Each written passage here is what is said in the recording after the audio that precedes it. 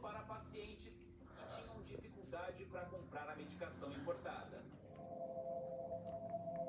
Apesar do estigma, o corpo da planta oferece uma farmácia inteira de possibilidades. São centenas de compostos, entre eles os chamados canabinoides, usados no tratamento de várias doenças. Os mais famosos são o THC, que tem efeito psicoativo, e o CBD, que age como um regulador do corpo. Sem causar alteração de consciência, ele ajuda a equilibrar o sistema nervoso central. O CBD é o mais usado em tratamentos, com forte indicação para pacientes com epilepsias, por exemplo. Mas o THC também desempenha um importante papel terapêutico. O THC, ele não é um vilão. É o THC que a gente usa para dor oncológica, é o THC que a gente usa para depressão, é o THC que a gente usa muitas vezes para tratar questões de inapetência, de fazer o idoso ganhar peso. O que faz ele se tornar um veneno é a forma como se usa. Fumar faz mal, não importa o que seja. A alguns quilômetros do Açude Velho, um dos principais cartões postais de Campina Grande, na Paraíba, Valentina. é sede de uma Não. das pioneiras no cultivo de cannabis medicinal no país, a Abrace.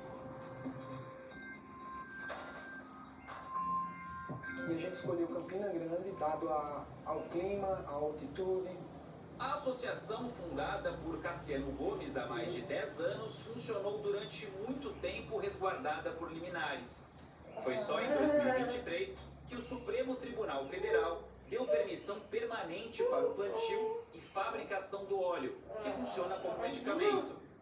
Cassiano, você se considera um agricultor convencional? Eu acho que eu me considero um agricultor revolucionário, porque a gente decidiu cultivar aquilo que para muitos ainda é um crime. Eu falo isso, gente, eu cometi um crime para salvar vidas.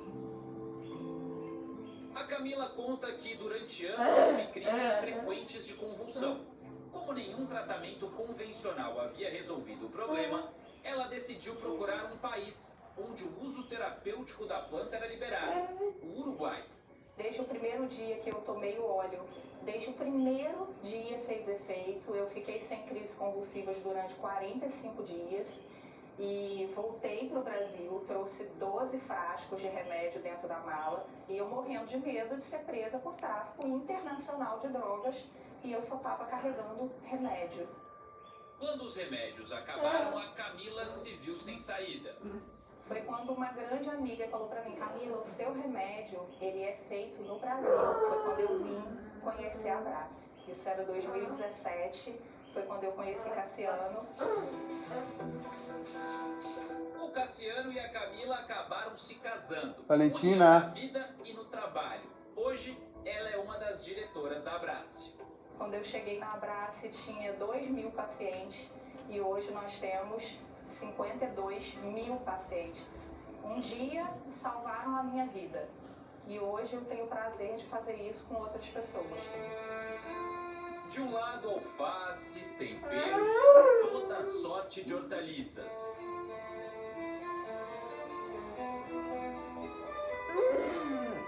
Do outro, basta percorrer alguns metros e vencer o muro para a gente encontrar um outro tipo de planta. Dois mundos na mesma propriedade. Sr. Massami, a decisão de plantar cannabis na sua propriedade foi uma decisão fácil? Na verdade, primeiro eu não conhecia nada desse evento, até tinha um tabu e tem o risco da ilegalidade e nós nunca tivemos interesse em nada que fosse nesse sentido. E aí no momento que eu vi que era muito diferente daquilo que eu tinha e que tinha a possibilidade de cultivar algo que pudesse ajudar as pessoas e com isso também financeiramente poderia ser algo que pudesse ser promissor, eu achei que valia a pena o desafio. Tudo num sistema orgânico, obrigatório para a produção de remédios. O conhecimento do seu Massami se junta então ao de pesquisadores. A Aline é agrônoma especializada em insetos. Ela faz parte de um grupo de pesquisa da Universidade Federal de Lavras, em Minas Gerais, que desenvolve estratégias de controle biológico de pragas para a cultura da cannabis medicinal. Seja os de insetos que atacam insetos ou ácaros que atacam ácaros. São organismos que conseguem controlar as populações das pragas. Aqui no cultivo, a Aline encontrou essas lagartas cortadeiras. A gente faz essa varredura visual de quais são os insetos que estão ocorrendo e depois a gente vai para o laboratório, estabelece uma estratégia em relação a isso. Se não fossem as associações, o trabalho de pesquisa de vocês já teria começado? Não, não teria começado. A alternativa foi buscar associações, né, que já cultivam, então as associações são o nosso campo experimental. 31 instituições de ensino superior protocolaram recentemente na Anvisa uma nota técnica. O documento aponta entraves críticos para o avanço nos estudos sobre a cultura e propõe a criação de um marco regulatório para consolidar as pesquisas científicas com a cannabis no Brasil. A Unesp é uma das universidades que assina o documento. No campus de Botucatu, em São Paulo, alunos do curso de zootecnia e pesquisadores estão avaliando os efeitos da planta em galinhas. O estudo só é possível... galinha maconheira. Aluno que tem uma autorização judicial para cultivar cannabis. Comecei a fazer uso da medicação contendo o canabidiol. Ah, você tá com cara Vi que... que os animais estavam em algumas condições, talvez nem sempre de tão bem-estar, né? Um pouco de ansiedade, que a gente já sabe que os animais têm. O óleo à base de CBD sem efeito entorpecente é misturado à biomassa da planta. Caules, folhas e talos que não são aproveitados na indústria medicinal da cannabis. Os dados do estudo ainda são preliminares. O que a gente conseguiu observar é que melhorou a resposta ao estresse dessas galinhas. Um dos indicativos de um maior bem-estar pode ser visto nos ovos. As galinhas que não receberam a alimentação, o mufarelo e o óleo de cannabis produziram uma quantidade maior de ovos com problemas na casca, como trincas. Com uma luzinha dá pra gente enxergar bem. Aquele risquinho é só a dominância, então elas estão brigando e uma sobe na outra para dizer que eu domino você e acaba pressionando contra o fundo da gaiola. Aquele que parece um raio é briga, é um comportamento agressivo mesmo. Então elas batem, né, a barriga na outra e acaba fazendo aquela lesão. As aves estão mais calmas. Isso é fato. Agora, se isso vai refletir na qualidade do ovo, para quem consome, é prematuro falar isso.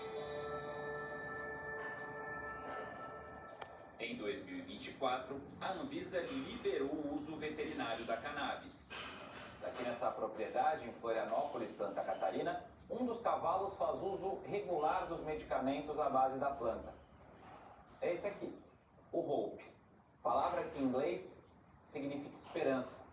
E conhecendo um pouco da história dele, é difícil imaginar um nome mais apropriado. Essas imagens são bem no momento em que o cavalo foi encontrado abandonado num terreno baldio. A lesão na pata esquerda traseira é tão feia que é até difícil de olhar. A Nina, que é dona desse aras, trouxe o cavalo para cá.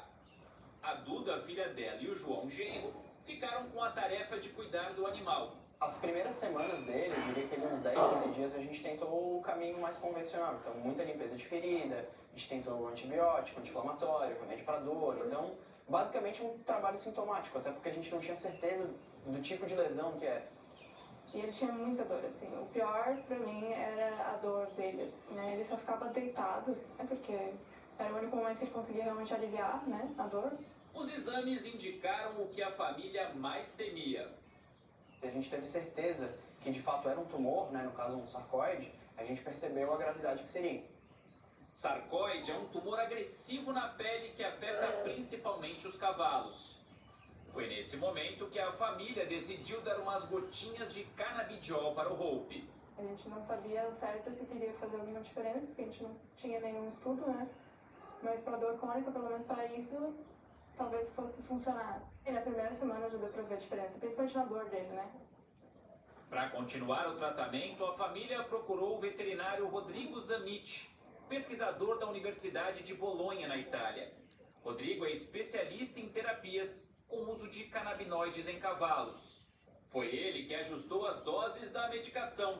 Daí em diante, o Hope não parou mais de evoluir.